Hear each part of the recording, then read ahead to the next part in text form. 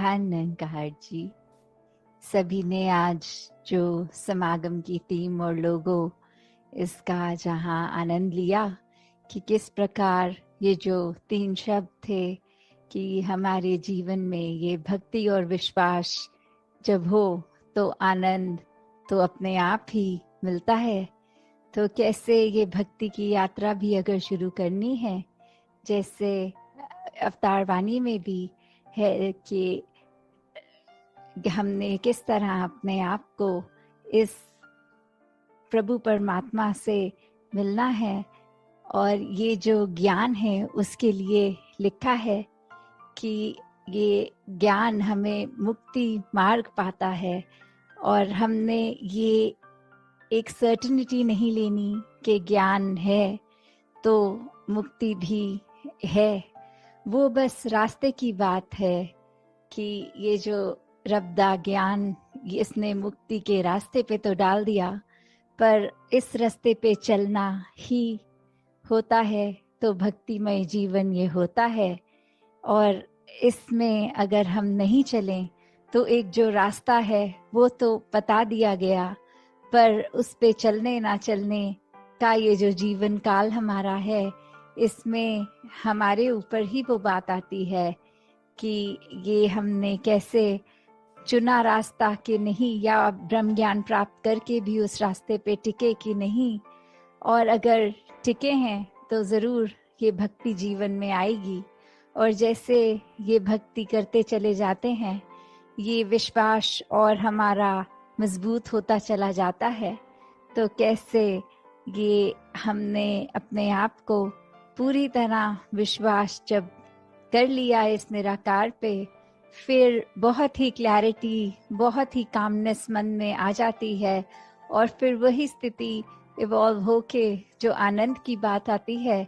फिर वो जो सुख दुख से ऊपर वाली स्थिति, ये आनंद,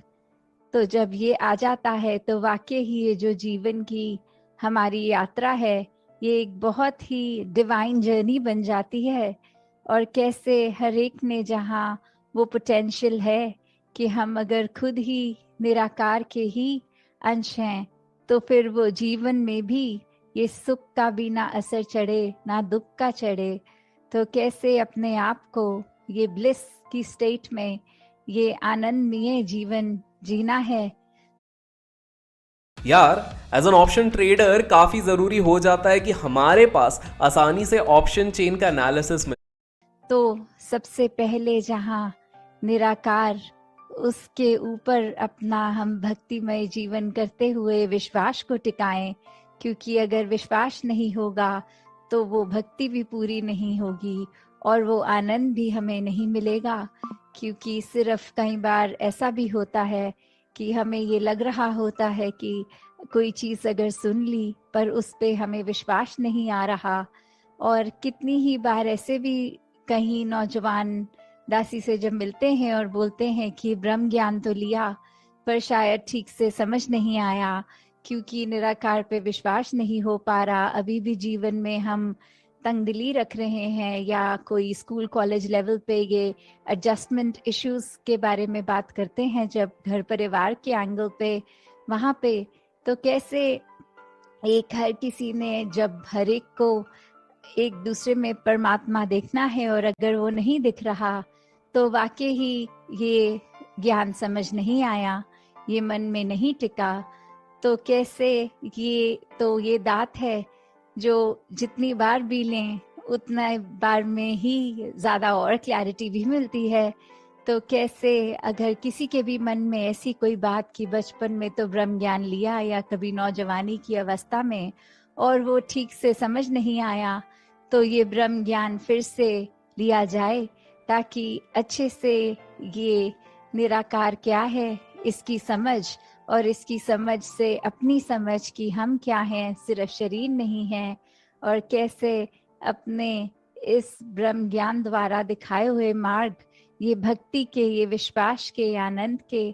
सेवा सिमरन सत्संग के संग से इस निराकार के साथ हम पल पल जो अपना जीवन बिताएं, वो उस तरह जैसे एक, अगर हमें अक्सर सबकॉन्शियसली भी बात होती है कि अगर कुछ सड़क पे चलते चलते ही देखते हैं कि कोई व्यक्ति गिर गया और मुंह से अचानक स्वयं ही निकल जाता है तू ही निरंकार, कि वो कैसे हमारे अंदर इतने निराकार हर समय हो कि एक चीज कुछ हुई है, अच्छी हुई है, गंदी हुई है, तो कैसे मुंह से दोनों समय में ये निराकार का ही एहसास करते हुए तू ही निराकार निकलना। तो हमें हर पल जहाँ अपनी अवस्था एक ऐसी सहज बनाकर इसके रंग में रंग के एक आनंदमय जीवन बिताते हुए, तो ऐसे जब जीवन चलता है तो वाकई ही फिर वो एक बहुत ही कंप्लीट जीवन होता है। वो चाहे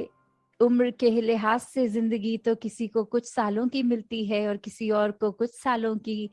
पर वो फैक्टर इतना फिर इम्पोर्टेंट नहीं रह जाता, क्योंकि जब आए हैं उद्देश्य से कि